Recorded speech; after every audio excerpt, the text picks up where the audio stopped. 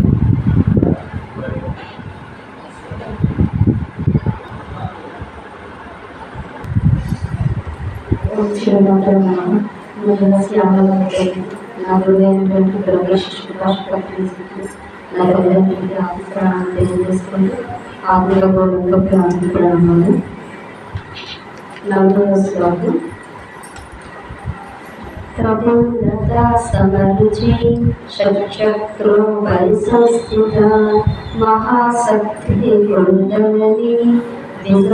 कुंडलिनी ప్రబంధత సమర్చి అంటే వెలుగు తీగలతో సమానమైన కాంతి కలిగింది. మన శరీరంలో మొత్తం 72,000 నాళ్ళు ఉన్నాయి. ఈ 72,000 నాళ్ళలో మొత్తం 3 నాళ్ళు ఇవ్వాలి. ఇడ, పింగళ, సుషుమ్న.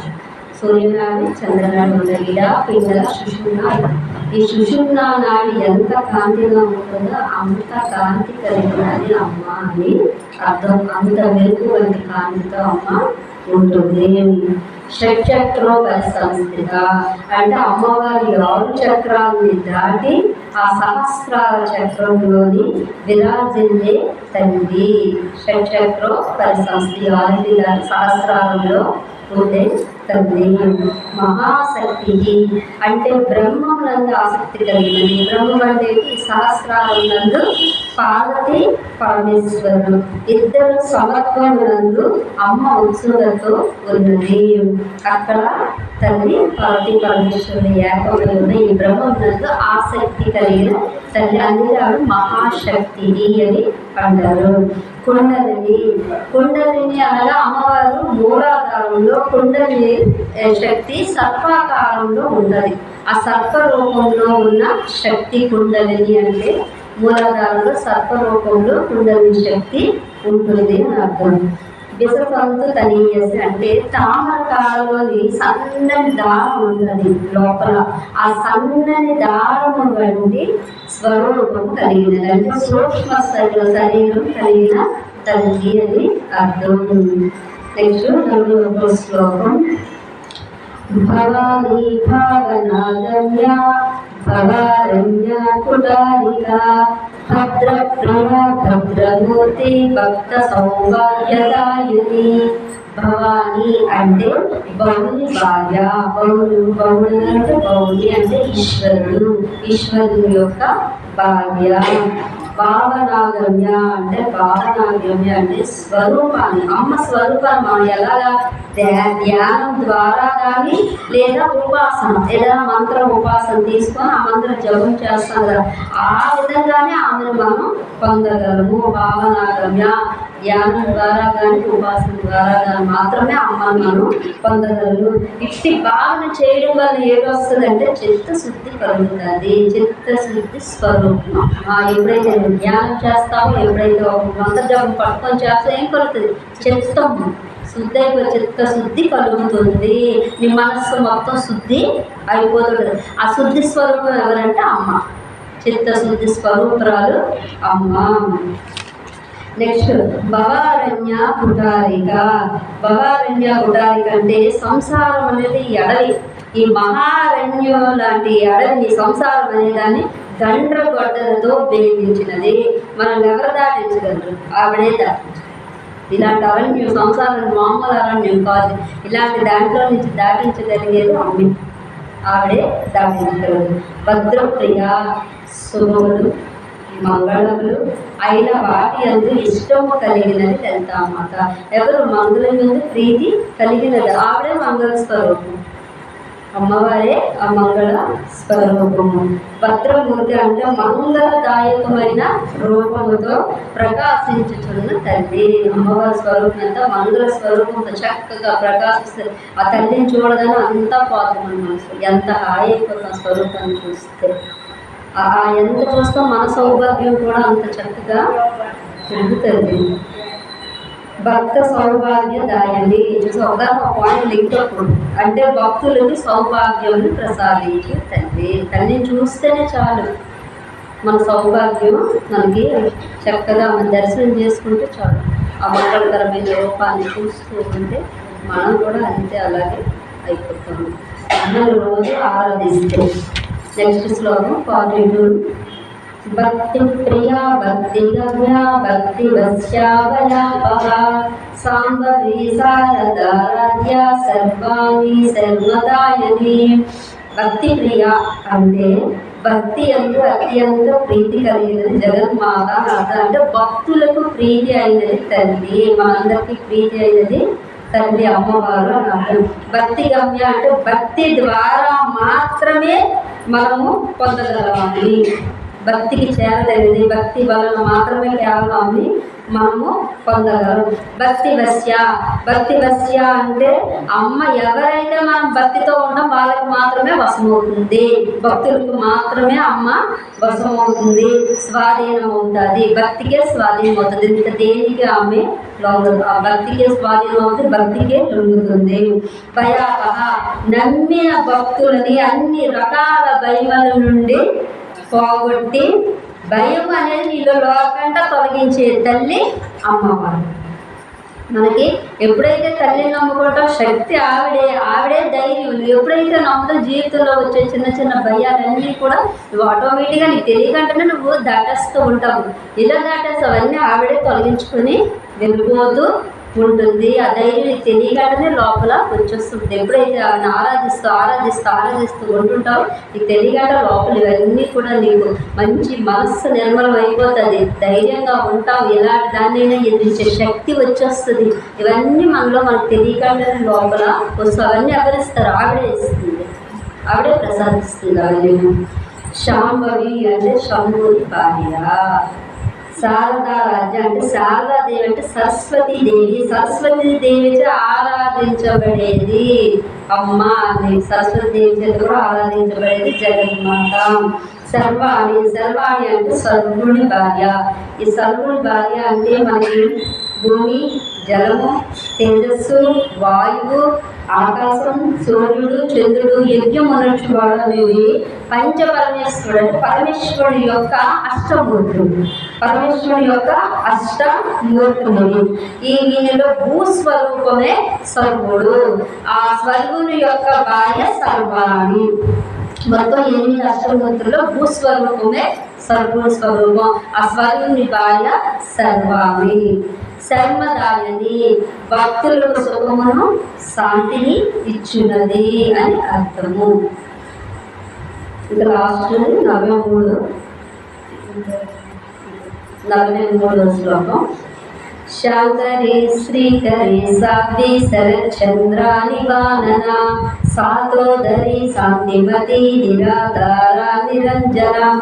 శాంకరి అంటే శంకరుని భార్య, శ్రీకరి అంటే సకల ఐశ్వర్యములను ప్రసాదించున్నది లలితాదేవి, సాధ్వి పాతివ్రత్యం కలిగినది తల్లి మహాసాధ్వి. శరత్చంద్ర నివారణ అంటే శరత్ ఋతువులో ఆ చంద్రుని ముఖం ఎంత అందంగా ఉంటుందో అమ్మవారు అలాంటి స్వరూపం కలిగినది. శరత్చంద్రుడి వలె ప్రకాశవంతమైన ముఖము కలిగినది శరత్చంద్ర నివారణ. సాతోదరి సన్నని నడుము కలిగినది. శాంతిమతి శాంతమును ఇచ్చినది శాంతి స్వరూపిణి. నిరాధార అంటే అసలు మనకి ఆధారమే ఆవిడ. సకల ప్రపంచం ఆవిడ ఆధారం అయినప్పుడు ఇతర ఆధారాలు ఆవిడకి ఎందుకు? అందుకే నిరాధారం. ఆవిడకి ఏ ఆధారం అక్కర్లేదు, మనకి ఇంకా ఆవిడ ఆధారం. మనందరికీ అన్ని ఇచ్చేది ఆవిడే. ఆవిడకి ఇంకేం ఆధారం ఉంది? అందుకే నిరాధార. ఆవిడకి ఏ ఆధారం కూడా అక్కర్లేదు. నిరంజన, మాయా సంబంధం లేనిది అంటే అవిద్యను తొలగించినది.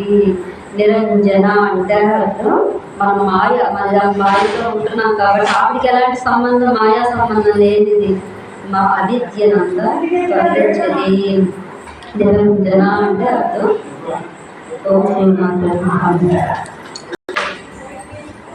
బ్రహ్మజ్ఞానం.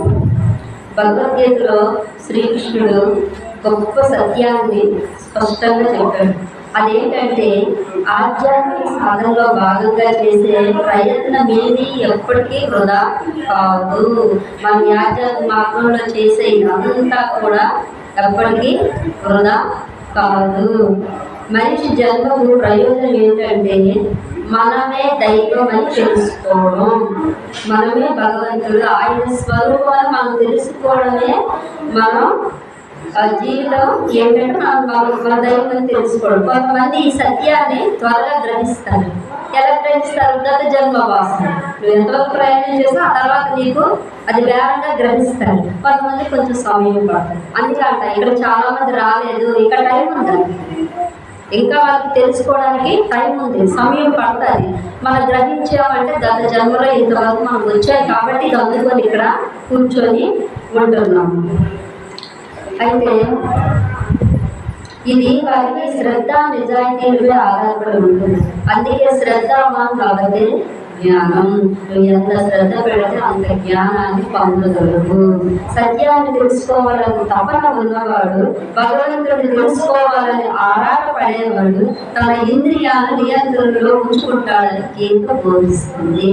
ఎవరైతే సత్యాన్ని తెలుసుకోవాలని తపన పడతాడో, భగవంతుడి గురించి తెలుసుకోవాలని ఆరాటపడతాడో వాడు ఏం చేస్తాడో వాడి ఇంద్రియాన్ని నియంత్రణలో ఉంచుకుంటాడని భగవద్గీత బోధిస్తుంది. భృగు మహర్షి బ్రహ్మజ్ఞానాన్ని ఎలా పొందాలో తైత్రేయ ఉపనిషత్తు వివరిస్తుంది. చిన్న వయసులోనే భృగుడు తండ్రి వరుణుడు, భృగు మహర్షి యొక్క తండ్రి వరుణుడు ఆయన దగ్గరికి వెళ్ళి దేవుడు ఎవరు అని ఆయన్ని అడిగాడట. ఎలా తెలుసుకోవాలి దేవుడు ఎవరు, అసలు ఆయన ఎలా తెలుసుకోవాలని భృగు మహర్షి వరుణుడిని అడిగితే ఆయన చెప్పారట, తపస్సు ద్వారా బ్రహ్మాన్ని తెలుసుకునే ప్రయత్నం చేయు. నేను తపస్సు చేస్తే ఆ బ్రహ్మం ఎవరో నీవు తెలుసుకోగలవు అనేసి అన్నారు. అది మాటలతో అందరి సత్యం, మనసుకు పూర్తిగా అర్థం కాదని చెప్పాడు కదా. అది మాటలకు అందే సత్యం కాదు బ్రహ్మం అంటే. మనసు కూడా పూర్తిగా అది అర్థం కానిది అని చెప్తే భృగువు తండ్రి మాటల్లో అర్థాన్ని గ్రహించి అరణ్యానికి వెళ్ళి ధ్యానంలో నిలబడ్డాడు. ఆయన నిరంతరం ఆత్మపరిశీలన తర్వాత భృగు మహర్షి ఒక విషయాన్ని గమనించాడు. ప్రతి జీవి ఆహారం నుంచే కదా పుడుతుంది, ఆహారం వల్లనే జీవిస్తుంది, చివరికి ఆహారంగానే మారుతుంది. అందుకని తండ్రి దగ్గర పరిగెత్తుకుంటూ వెళ్ళి అన్నం బ్రహ్మేది వ్యజానాత్, అన్నమే బ్రహ్మని తెలుసుకున్నాను అని చెప్పాడు. ఆ మాట చెప్పగానే వరుణులు నవ్వి గౌరవంగా మెచ్చుకోకుండా సమాధానం కూడా చెప్పలేదు. ఆయన తపస్సు ద్వారా బ్రహ్మాన్ని మరింత లోతుగా తెలుసుకోవాలని చెప్పి పంపించేశాడు. పంపించగానే కుమారుడికి అన్ని ఒకేసారి బోధించాలని ఆయన ఉద్దేశం కాదు, వరుడికి ఆ ఉద్దేశం కూడా లేదు. అందుకే ఆయన మళ్ళీ తపస్సు చేయమని పంపించాడు. అన్నం బ్రహ్మం కాకపోతే మరేమిటి అని ఆలోచించాడు.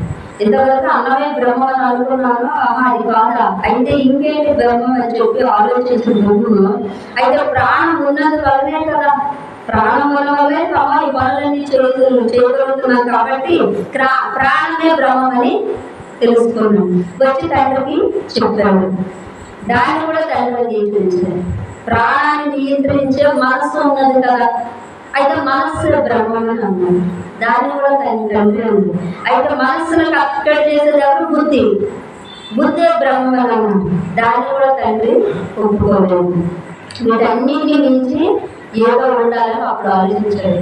ఆహారము కాదు, ప్రాణము కాదు, మనస్సు కాదు, బుద్ధి కాదు, అయితే బ్రహ్మం ఎవరైతే అని చెప్పి అనుకుంటూ బ్రహ్మ మరింత లోతుగా తపస్సు ధ్యానం చేశాడు. నిరంతరం ధ్యానం శ్రద్ధ కారణంగా అతను జ్ఞానాన్ని అనుభూతి చెందాడు, సత్యాన్ని తెలుసుకున్నాడు.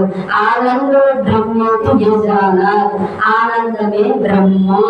ఆహారం బ్రహ్మం కాదు, మనస్సు బ్రహ్మం కాదు, ప్రాణం బ్రహ్మం కాదు, బుద్ధి బ్రహ్మం కాదు, ఆనందమే బ్రహ్మం అనే సంగతి బ్రహ్మ మహర్షి సాధనలో తెలుసుకున్నాడు. ఆనందమే బ్రహ్మం. అదేంటి? అది మన స్వరూపం, ఆనంద స్వరూపం. అది ఆయన తపస్సులను తెలుసుకొని ఈ ప్రపంచంలో ప్రతి ఒక్కరూ కోరుకునే ఆనందాన్ని. ఆహారం ఉన్నా ఆనందం ఏం కాదు, బట్ట కట్టిన ఆనందం కాదు, మనసు సరిగా ఆనందం, ఇవి ఏవి కూడా ఆనందాన్ని ఇవ్వవు. ఎప్పుడైతే నువ్వు సాధన చేస్తావో సాధనలో ఒక ఆనందాన్ని పొందుతావు. సాధన చేస్తూ చేస్తూ చేస్తూ చేస్తూ ఉంటే నీ జీవితంలోని ప్రతిరోజు ఆనందమైంది. ఎందుకు కోరిక పోయేవిగా ఎంచిపోయింది, ప్రతి దాని మీద వ్యామోహం పోయింది, అన్నీ పోతున్నాయి. అన్ని పోతే మిగిలేదు ఆనందం, అన్నీ ఉన్నాయనుకో మిగిలేదు దుఃఖం.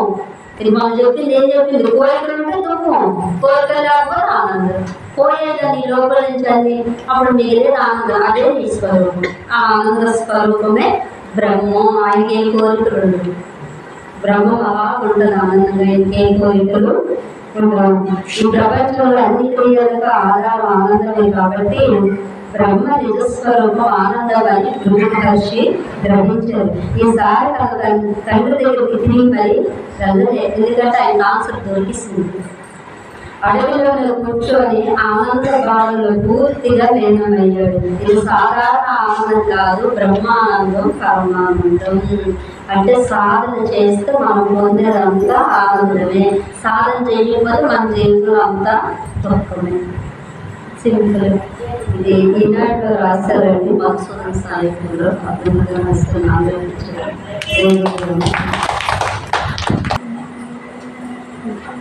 స్టార్ట్ చేసి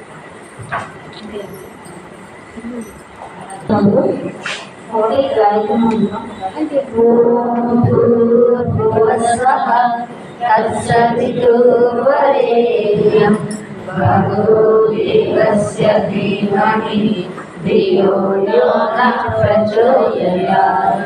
ఓం భూర్భువస్వః తత్సవితుర్వరేణ్యం భర్గో దేవస్య ధీమహి ధియో యో నః ప్రచోదయాత్.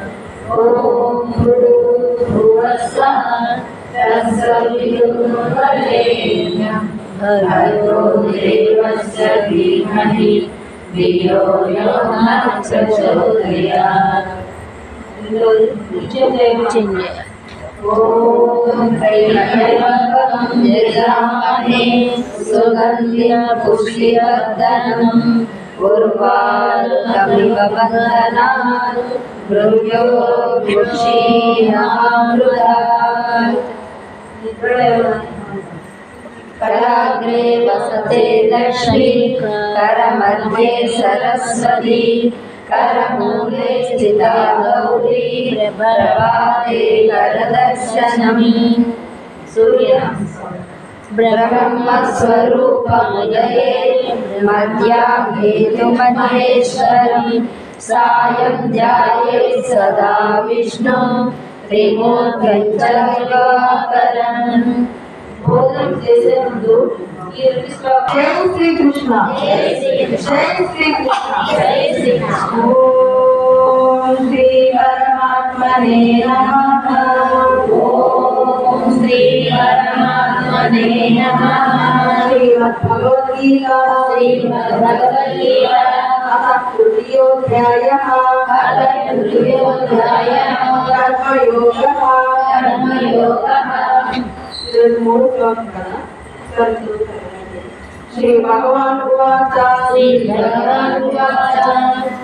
लोकेऽस्मिन् क्रीडा कृष्णा पुरा प्रोक्ता मया नघ. ज्ञानयोगेन साङ्ख्यानां कर्मयोगेन योगिनां.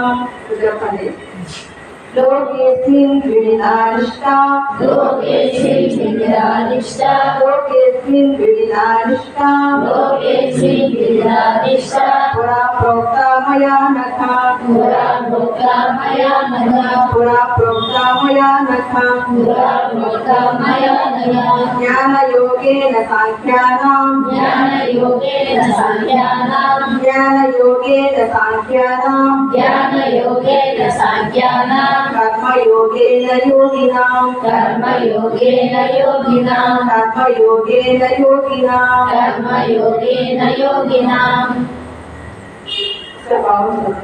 శ్రీ భగవానుడు పలికారు, ఓ అనఘ అర్జున, ఈ లోకమున రెండు నిష్ఠలు గలవని ఇంతకు ముందే చెప్పి ఉంటే వారిలో సాంఖ్యయోగులకు జ్ఞానయోగం ద్వారా, యోగులకు కర్మయోగం ద్వారా నిష్ఠ కలుగును.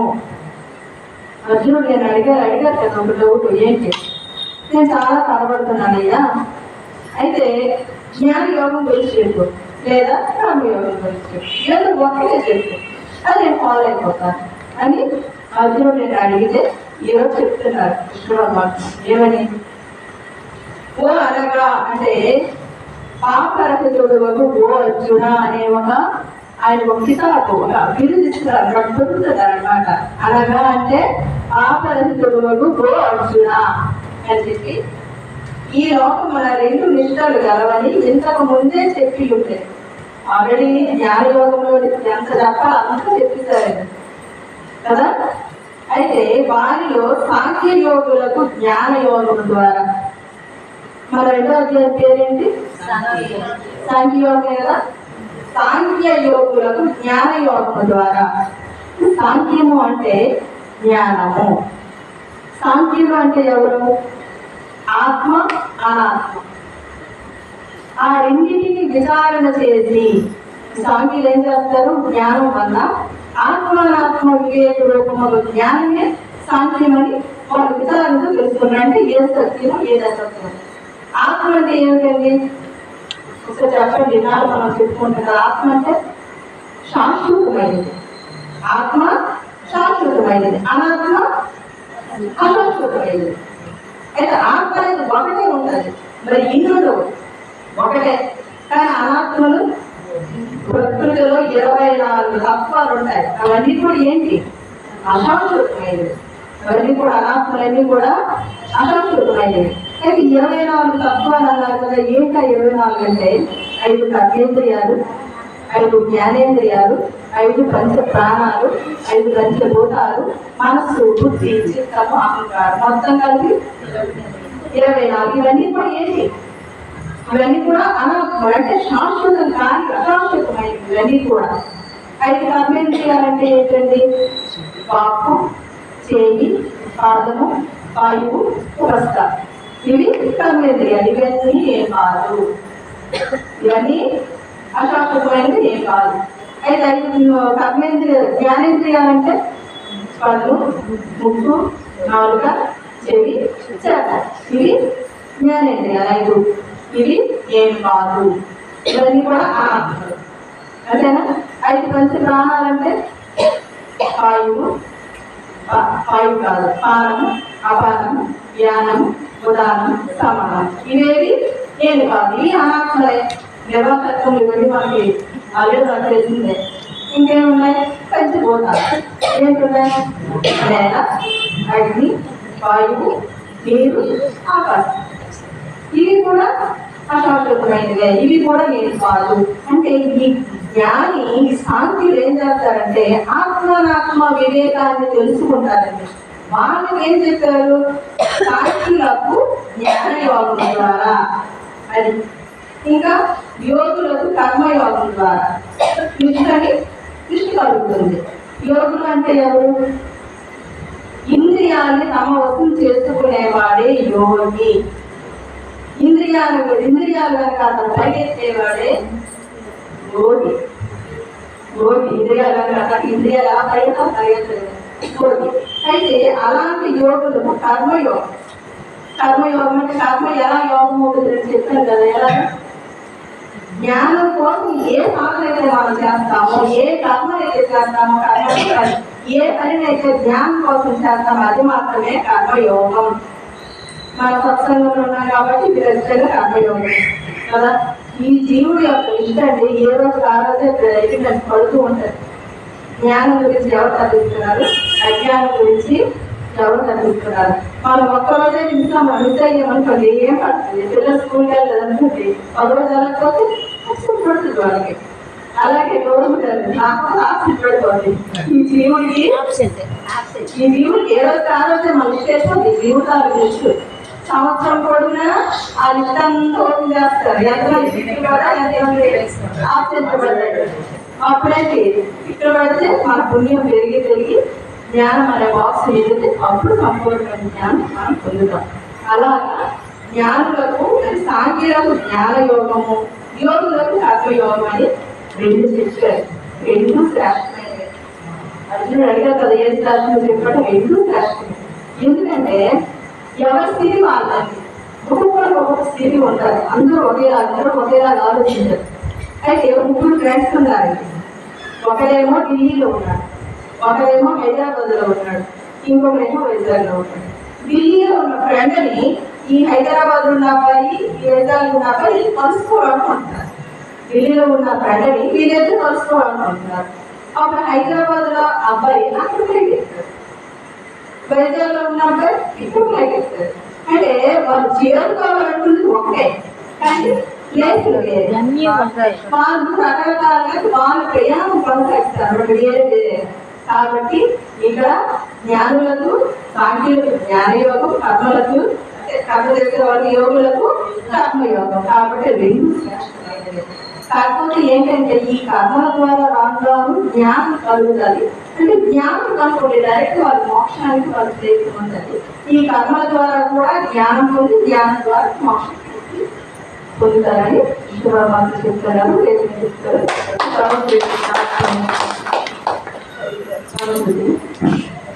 చెప్తారు యోగేశ్వర కృష్ణ యత్ర పార్థో ధనుర్ధరః తత్ర శ్రీరుద్రమూర్తిః భవానీ తిరుమతే మమ.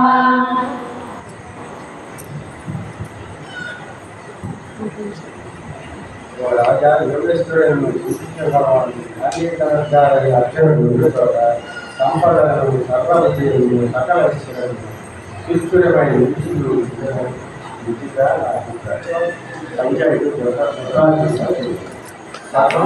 కృష్ణార్పణం వస్తుంది.